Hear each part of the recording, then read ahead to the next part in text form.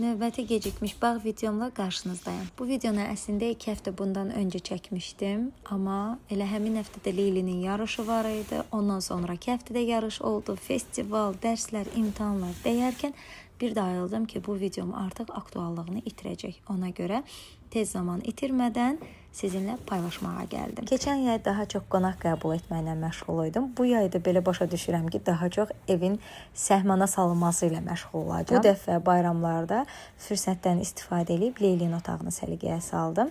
Onu da qeyd edeyim ki, evdə ən böyük otaq yenə Leyli xanıma qismət oldu.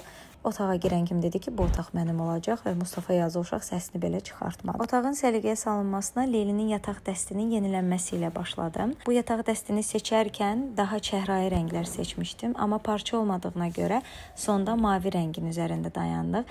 Leyli bəyənərmi deyə əslində şübhə eləyirdim və o an xatırladım ki, Leyli mavi rəngi çox sevir. Demək ki, bu dəsti də sevəcək və hər şey hazır olandan sonra dəstini görəndə həqiqətən çox bəyəndi.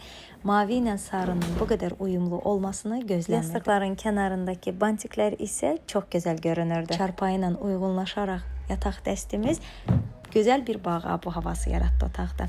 Leylinin tumbalarını da burada hazırladım. Müəyyən bir zamanım aldı həqiqətən, amma dəydi. Otaq çox gözəl oldu. Sadəcə yumşaq yastıq alıb yerə atacağım. Bugünlük bu qədər. Növbəti videoda görüşənədək.